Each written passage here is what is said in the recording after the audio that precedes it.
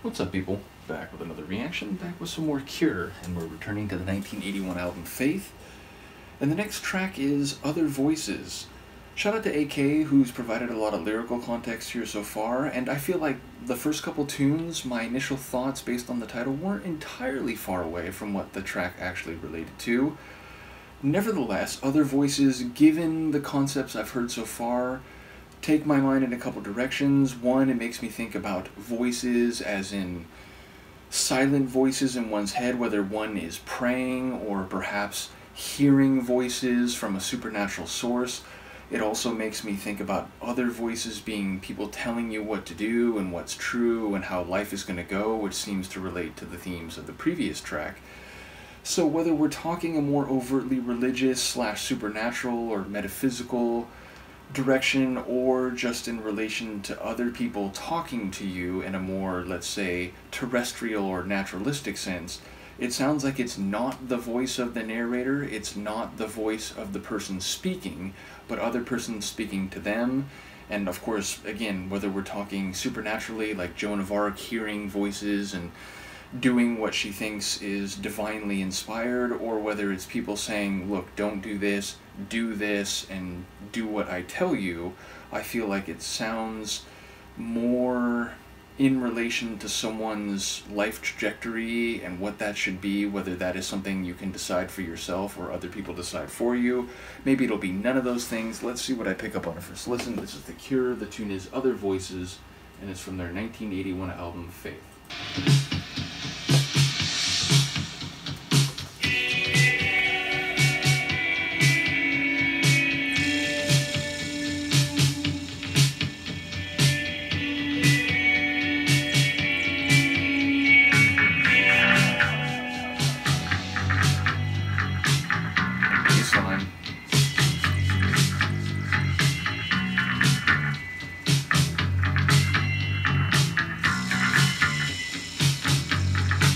Almost like a cyclical metallic sound.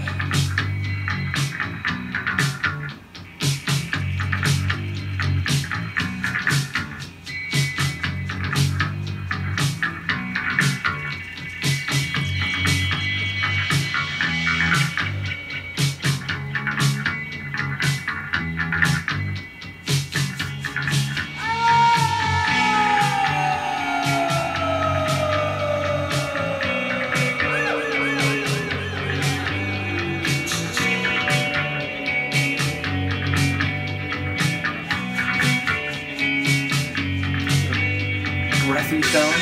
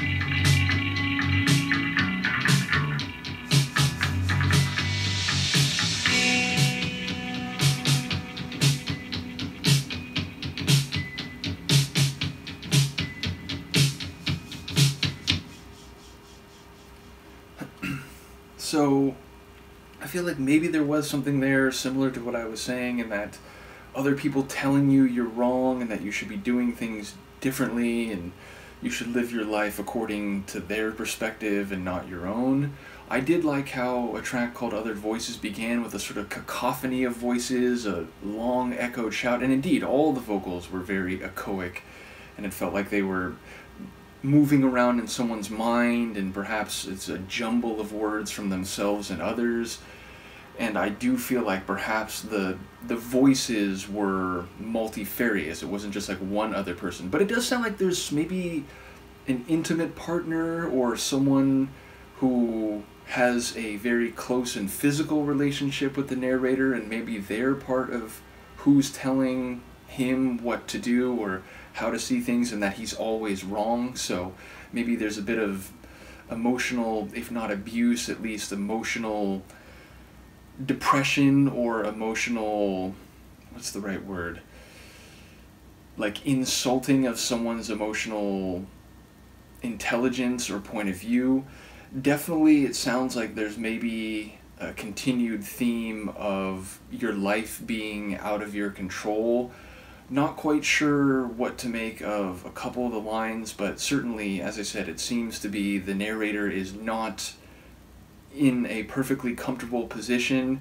It did again sound like maybe there's more than just one layer of this happening, that it might be in different dimensions of his life that he's always wrong, always wrong.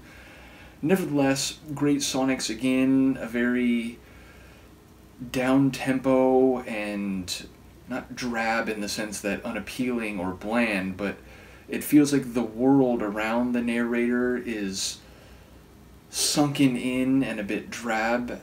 Like it wasn't a super energetic or driving or vivacious tune. It was a depressed and heavy type of feel.